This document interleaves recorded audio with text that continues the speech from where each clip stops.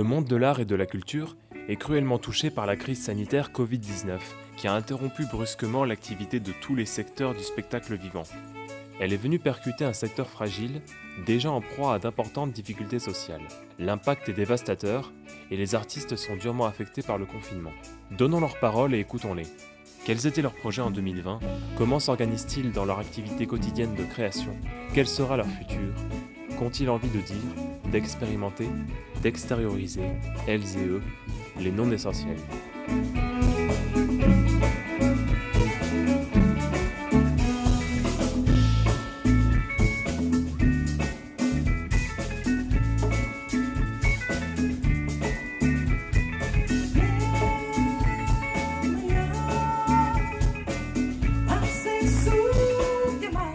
Je m'appelle Sylvie Cassagne, je suis musicienne, violoniste, chanteuse, percussionniste et danseuse. Et j'ai fondé le groupe Selvavi depuis quelques années maintenant et nous allons participer au festival Kubaoi. J'ai créé le groupe Selvavi pour faire un mélange en fait des styles, pour raconter une histoire tout simplement, l'histoire des dieux et déesses Yoruba, du panthéon Yoruba, pour expliquer aussi l'histoire de l'esclavage, avec justement toutes ces musiques qui relient cette histoire-là, et en actualisant également avec de la musique actuelle. Donc nous avons des mélanges de musique traditionnelle Yoruba, mais pas que, puisque nous travaillons aussi avec la musique actuelle, comme je le disais, et ça peut être des mélanges latin funk, latin jazz, toutes les musiques qui me paraissent intéressantes pour moi et qui me plaisent en fait.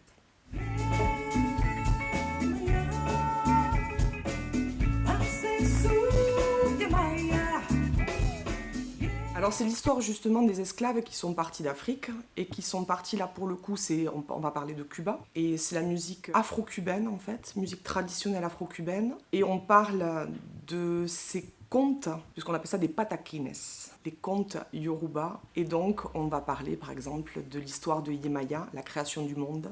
Je l'ai mis en musique sur un rezo. Un rezo, c'est une prière en fait pour Yemaya, et j'ai détourné la mélodie et créé en fait avec des rythmes des fois un peu plus afro, et on repart sur la musique afro-cubaine également avec une touche de musique funk, et donc ça fait le groupe Selvavi. Voilà.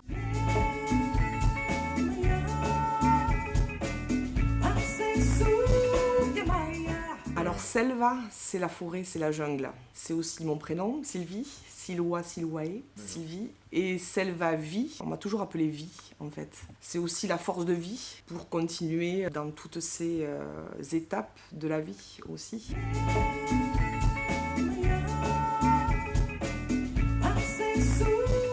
C'est lié complètement à un contexte religieux, puisque c'est la religion afro-cubaine, Yoruba, et on parle de la santeria à Cuba, et donc c'est très important. C'est une religion qui est très ancrée à Cuba, puisque ça fait partie de l'histoire justement de l'esclavage. Les esclaves ont continué à perpétrer leur tradition par rapport à la religion. Ils n'avaient pas le droit, mais en cachette, ils ont syncrétisé en fait les dieux catholiques pour leur donner un nom catholique et garder leur propre nom Yoruba. Et ils ont pu continuer justement grâce à ça à perpétuer leur tradition et survivre, si on peut dire, à toutes ces années d'esclavage en fait. Mm-hmm.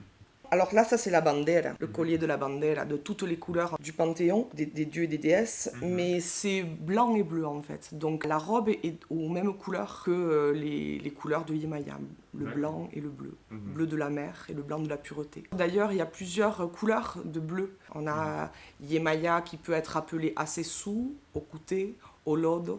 On appelle ça des avatars de Yemaya. Chaque avatar a une couleur bien précise, un bleu bien précis.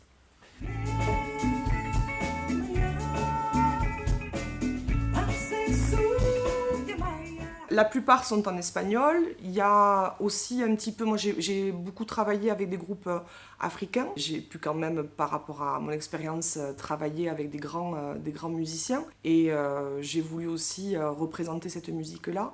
Donc j'utilise le bambara, j'utilise l'anglais aussi, j'utilise le français, l'espagnol et le yoruba.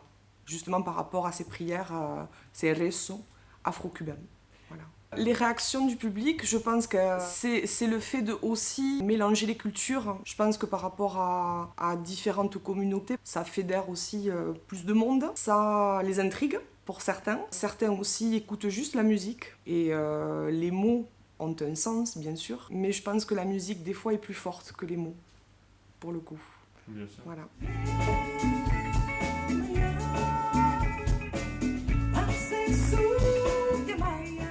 Alors c'est pas que des prières, mais c'est aussi de l'espoir. Il y a un morceau notamment qui s'appelle La Humanidad, l'humanité. On parle de l'humanité, on parle de la terre, de l'écologie. Alors c'est un morceau justement qui est fait en français, moitié espagnol, pour que justement ça puisse toucher plus de monde.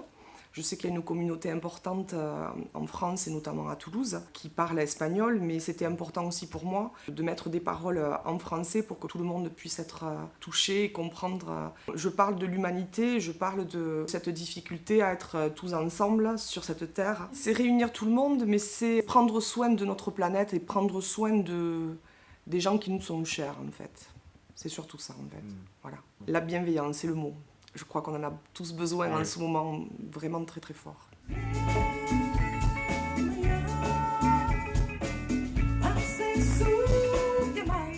Alors j'avais prévu des concerts, j'avais prévu des projets qui ont été reportés malheureusement. Moi je suis pédagogue également, donc je fais beaucoup de cours, je donne beaucoup de cours.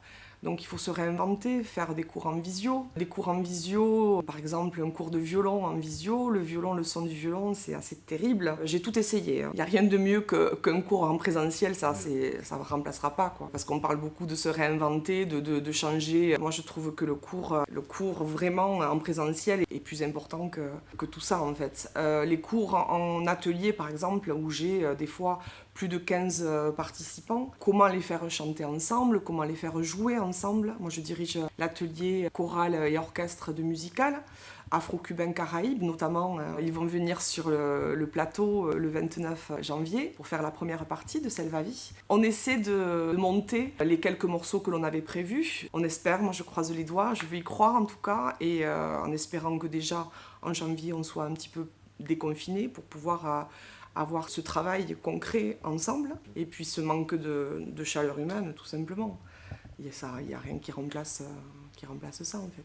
On a bien vu, dans cette période difficile, ce que cela pouvait apporter aussi dans nos vies. Donc c'est vrai que là, je pense que le fait de réexpliquer aussi par les mots, tout simplement, ça peut être intéressant et important pour les gens d'avoir une conscience aussi sur la situation, tout simplement.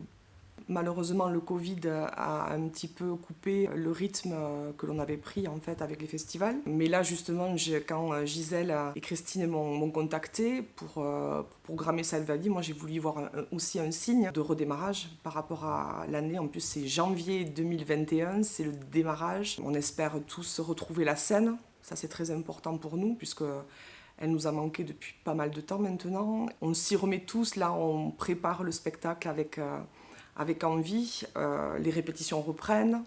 Donc c'est important, je pense, d'avoir aussi cette date qui arrive là pour donner un petit peu d'espoir et de lumière et pour pouvoir aussi retrouver le public, puisque ça fait un petit moment qu'on ne l'a pas revu. Et j'ai voulu aussi cette année rajouter de la danse dans le spectacle. Pourquoi ? Parce qu'on n'a plus le droit de danser dans les concerts. Pour moi, c'est très important, le mouvement, la danse, c'est capital. Je me disais que si on n'avait pas le droit de danser, au moins pouvoir représenter le mouvement et la danse dans le spectacle. Donc c'est pour ça aussi que j'ai fait appel à une amie et une grande et talentueuse danseuse, Sandrine Plat, pour pouvoir justement mettre la danse en écran du spectacle, le spectacle de Selvavi. Voilà.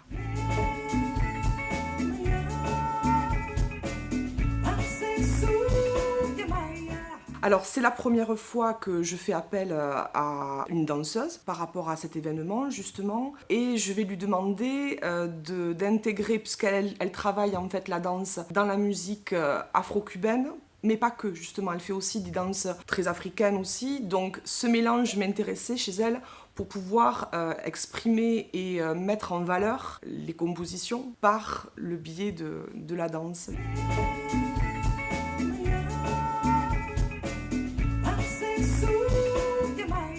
Impatiente. Je m'y prépare parce que ça fait longtemps qu'on n'a pas fait de scène justement par rapport à cette pandémie. On est un peu comme des sportifs en fait. On a beau travailler, répéter dans sa chambre, c'est pas pareil que quand on fait des concerts où on est en situation. Il faut répéter un tout petit peu plus. C'est quand même du sport de monter sur scène et de danser, de chanter, de jouer.